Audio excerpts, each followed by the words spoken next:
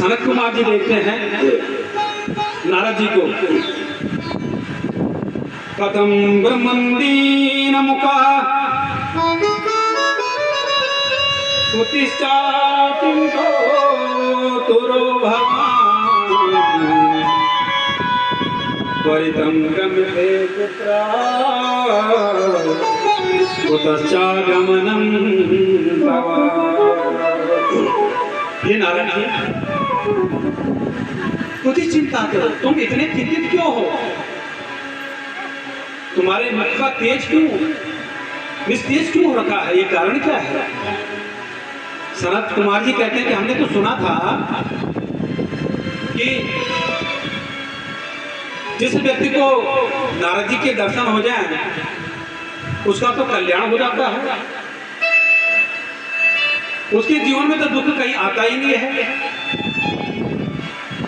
उसके मुखमंडल पे तो हमेशा मुस्कान रहती है। लेकिन आपका मुखमंडल इतना निस्तेज क्यों?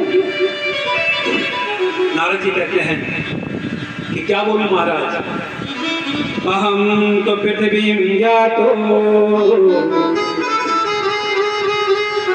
ज्ञात्वा सर्वोत्तमामिति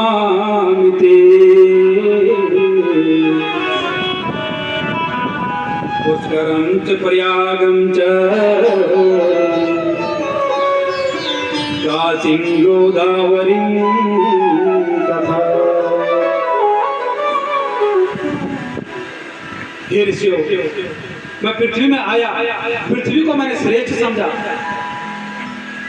हरि क्षेत्र गया, कुरुक्षेत्र गया, सेतु बन गया, रामेश्वर गया, अनेकों तीर्थों में गया, हरिद्वार गया, माया गया, काशी गया, लेकिन ये सनत कुमार जी मुझे कहीं भी शांति नहीं मिली। न पश्यम कुत्रमिच्छारम मन संतोष कारकम कलिनादर मित्रेणा धरी अंबादिता। महाराज, ना पश्चिम को रक्षण, मुझे संतोष कहीं भी नहीं मिला।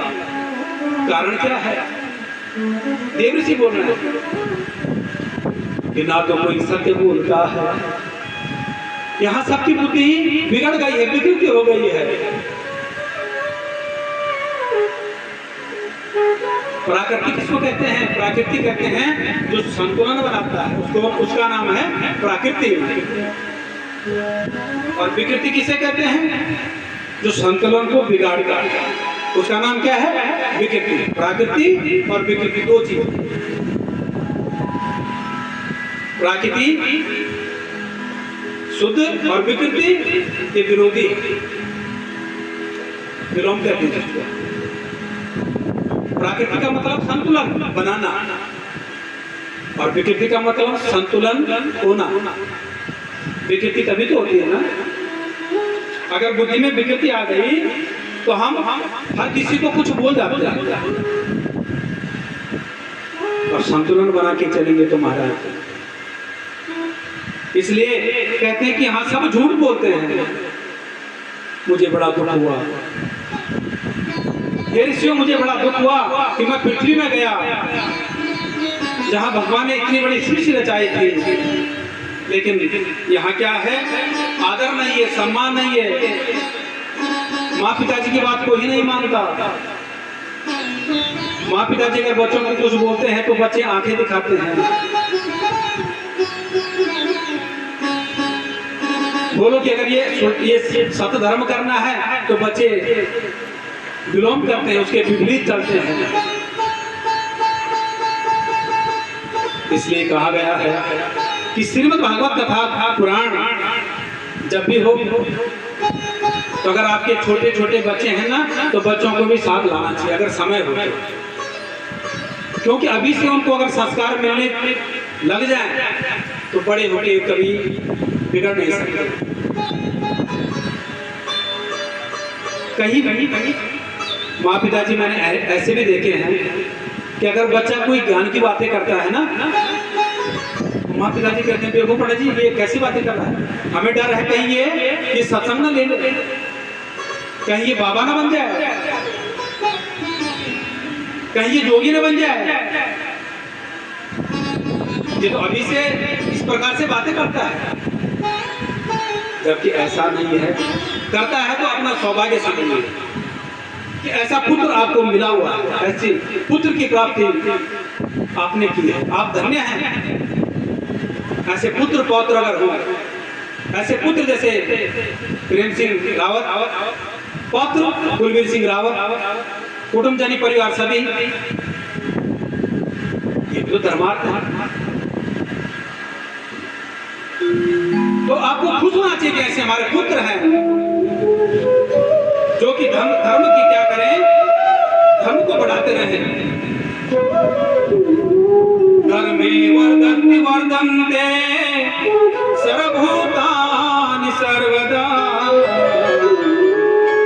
तस्मिन् हि सतीर्यन्ते तस्मात् धर्म न लोपयेत्। धर्मे धर्म धर्म का लोप नहीं होना चाहिए, धर्म बढ़ना चाहिए। अगर ऐसे पुत्र हैं तो खुश हो जाओ कि आपने ऐसे पुत्रों को जन्म दिया है।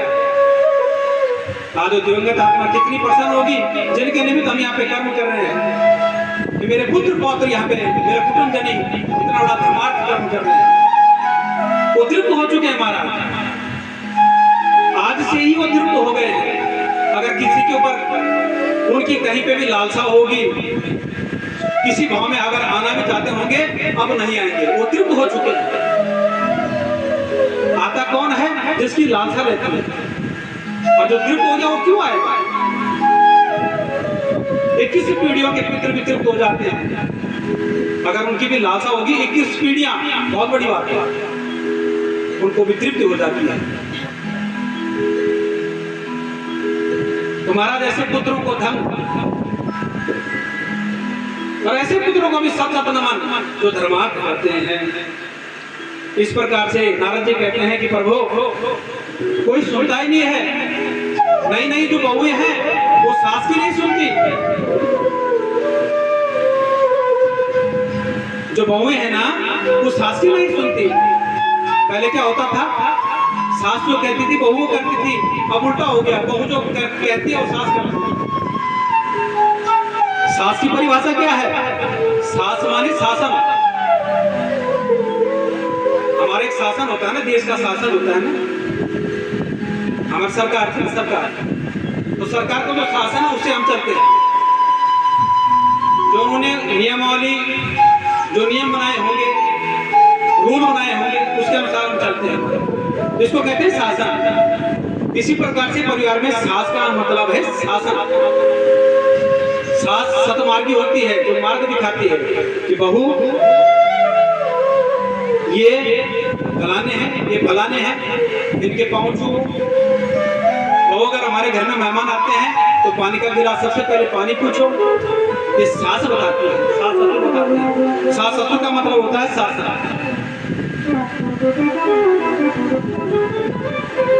देखिए, मैं यहाँ पे किसी की आलोचना नहीं कर रहा हूँ, ये भागवत के माध्यम से मैं बता रहा हूँ।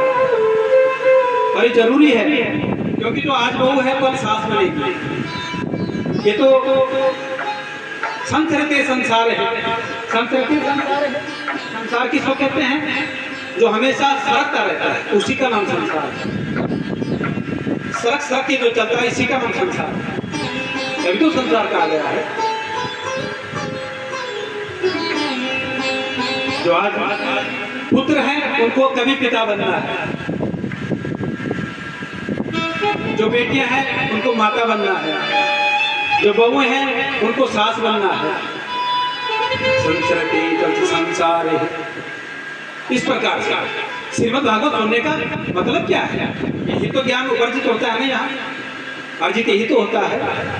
इस प्रकार से तरुणी प्रभुतागे श्याल को बुद्धिदायका कन्या विक्रयणो रोभा